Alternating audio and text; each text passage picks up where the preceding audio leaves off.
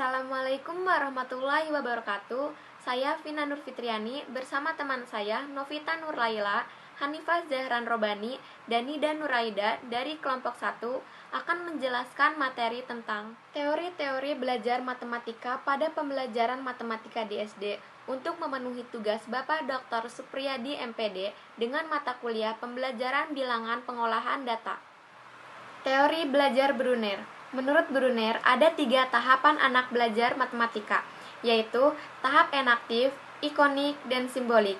Yang pertama, model tahap enaktif. Dalam tahap ini, penyajian yang dilakukan melalui tindakan anak secara langsung terlibat dalam memanipulasi atau mengotak-atik objek. Pada tahap ini, anak belajar sesuatu pengetahuan di mana pengetahuan itu dipelajari secara aktif dengan menggunakan benda-benda konkret atau menggunakan situasi yang nyata. Pada penyajian ini, anak tanpa menggunakan imajinasi atau kata-kata, ia akan memahami sesuatu dari berbuat atau melakukan sesuatu. 2. Model tahap ikonik.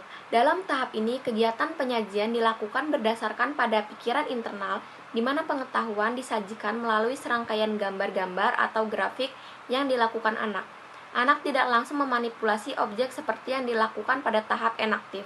Tahap ikonik yaitu suatu tahap pembelajaran sesuatu pengetahuan di mana pengetahuan itu direpresentasikan atau diwujudkan dalam bentuk bayangan visual, gambar, atau diagram.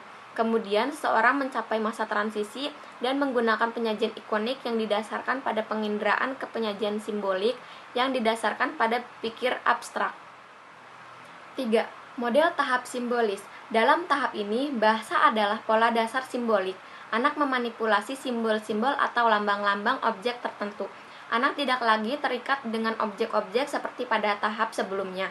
Anak pada tahap ini sudah mampu menggunakan notasi tanpa ketergantungan terhadap objek real.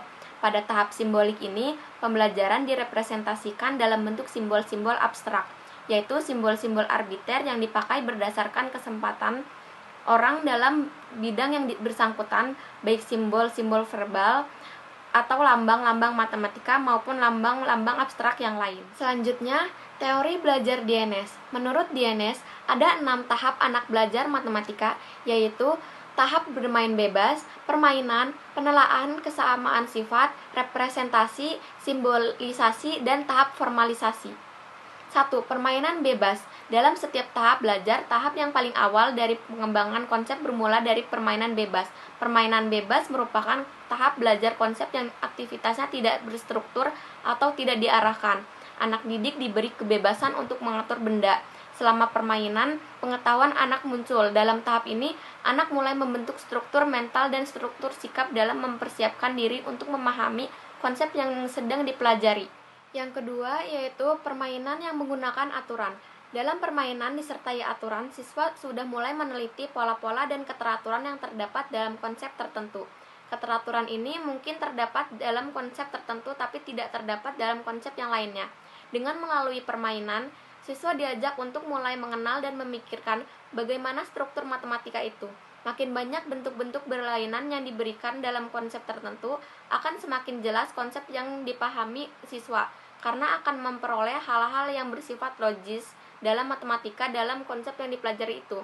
Menurut DNS, untuk membentuk konsep abstrak, anak didik memerlukan suatu kegiatan untuk mengumpulkan bermacam-macam pengalaman dan kegiatan untuk tidak relevan dengan pengalaman itu. 3. Permainan kesamaan sifat. Dalam mencari kesamaan sifat, siswa mulai diarahkan dalam kegiatan menemukan sifat-sifat kesamaan dalam permainan yang sedang diikuti. Untuk melatih dalam mencari kesamaan sifat-sifat ini, guru perlu mengarahkan mereka dengan mentranslasikan kesamaan struktur dari bentuk permainan lain. Translasi ini tentu tidak boleh mengubah sifat-sifat abstrak yang ada dalam permainan semula.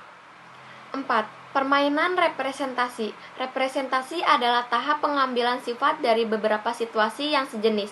Para siswa menentukan representasi dari konsep-konsep tertentu. Setelah mereka berhasil menyimpulkan kesamaan sifat yang terdapat dalam situasi-situasi yang dihadapinya, representasi yang diperoleh ini bersifat abstrak. Dengan demikian telah mengarah pada pengertian struktur matematika yang sifatnya abstrak yang terdapat dalam konsep yang sedang dipelajari. 5. Permainan dengan simbolisasi. Simbolisasi termasuk tahap belajar konsep yang membutuhkan kemampuan merumuskan representasi dari setiap konsep-konsep dengan menggunakan simbol matematika atau melalui perumusan verbal. 6. Permainan dengan formalisasi. Formalisasi merupakan tahap belajar konsep yang terakhir.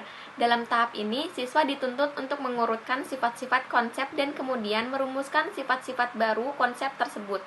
Sebagai contoh, siswa yang telah mengenal dasar-dasar dan struktur matematika seperti aksioma harus mampu merumuskan teorema dalam arti membuktikan teorema tersebut.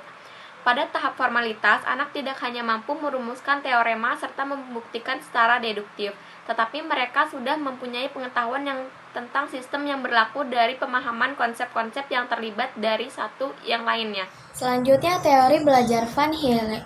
Tahap 1 yaitu visualisasi atau pengenalan. Siswa dapat mengenal bentuk-bentuk geometri atas dasar tampilannya. Yang kedua, analisis. Siswa dapat mengenal bentuk-bentuk geometri atas dasar sifat-sifat yang dimiliki. Yang ketiga, tahap deduksi informal atau pengurutan. Siswa telah mampu membuat definisi abstrak mengetahui hubungan-hubungan yang terkait antara suatu bangun geometri dengan bangun geometri lainnya dengan menggunakan dedukasi informal dan mengklasifikasinya. 4. Dedukasi formal. Siswa mampu menarik kesimpulan secara deduktif dengan berpikir berdasarkan aturan-aturan yang berlaku dalam matematika seperti definisi, aksioma, teorema, maupun postulat. Yang terakhir, tahap 5, rigor atau ketetapan. Siswa dapat melakukan pembuktian dari manipulasi aksioma dan definisi. Teori belajar Brownell dan Van Hagen. Menurut teori makna dari Brownell dan Van Hagen menyatakan bahwa pada situasi pembelajaran yang bermakna, selalu terdapat 3 unsur, yaitu adanya suatu kejadian, benda, dan tindakan, adanya simbol yang mewakili unsur-unsur, adanya individu yang menafsirkan simbol tersebut. Menurut William Brownell 1935, bahwa belajar itu pada hakikatnya merupakan suatu proses yang bermakna.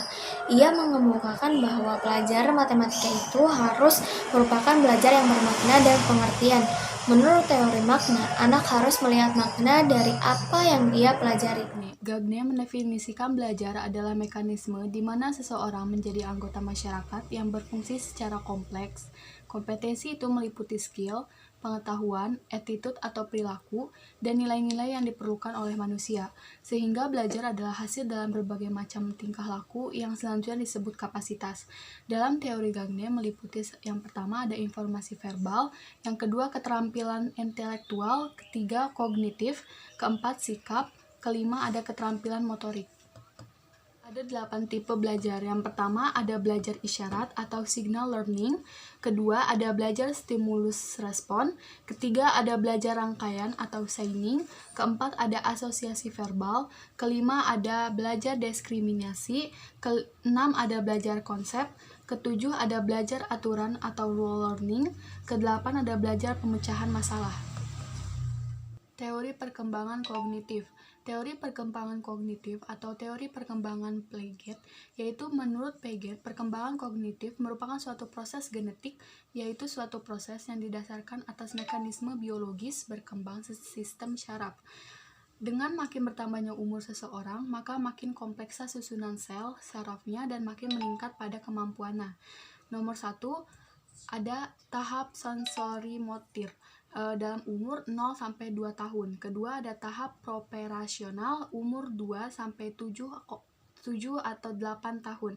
Ketiga ada tahap operasional konkret umur 7 tahun sampai 8-11 tahun. Keempat ada tahap operasional formal umur 11 atau 12 sampai 18 tahun. Teori belajar Ausubel. David Ausubel merupakan seorang ahli psikologi pendidikan yang terkenal dengan teori belajar bermakna, meaningful. Ausubel mengklarifikasikan belajar dalam 2 jenis, yaitu belajar bermakna, meaningful learning, atau belajar hafalan, rote learning. Tahapan penerapan pada teori Ausubel yaitu, yang pertama ada menentukan tujuan pembelajaran, yang kedua ada mengukur kesiapan peserta didik, yang ketiga menentukan topik, yang keempat membuat rangkuman materi, yang kelima melakukan penilaian dan hasil belajar. Dan di fase ini terdapat 2 proses penerapan, yaitu fase perencanaan dan fase pelaksanaan. Teori belajar Vygotsky. Teori ini mengatakan ketika anak belajar, akan mendapat pengaruh besar dari orang tua dan orang-orang di sekitarnya. Karena anak-anak jika diajari oleh orang tua dan orang-orang yang sudah terlatih, maka anak akan lebih memahami dan mengerti apa yang akan ia lakukan dan dipelajari. Pada teori ini, Vygotsky menekankan bagaimana proses-proses perkembangan mental yang dialami anak. Tahap perkembangannya yaitu ada konsep sosiokultural, konsep zona perkembangan proksimal atau ZPD, konsep scaffolding, dan konsep bahasa dan pemikiran. Teori Thorndike. Inti dari teori Thorndike ini adalah adanya respon yang benar terhadap stimulus. Lalu penerapan dalam teori belajar ini adalah sebelum memulai proses belajar, pendidik harus memastikan bahwa siswanya siap mengikuti pembelajaran tersebut. Setidaknya ada aktivitas yang dapat menarik perhatian siswa untuk mengikuti kegiatan belajar mengajar. Pembelajaran diberikan juga sebaiknya berupa pembelajaran yang kontinu. Hal ini dimaksudkan agar materi masa lampau dapat diingat oleh siswa. Pengulangan terhadap penyampaian materi dan latihan dapat membantu siswa mengingat materi terkait dengan jangka waktu yang lebih lama. Lalu, siswa yang telah belajar dengan baik harus segera diberi hadiah, dan yang belum baik harus segera diperbaiki dalam belajar.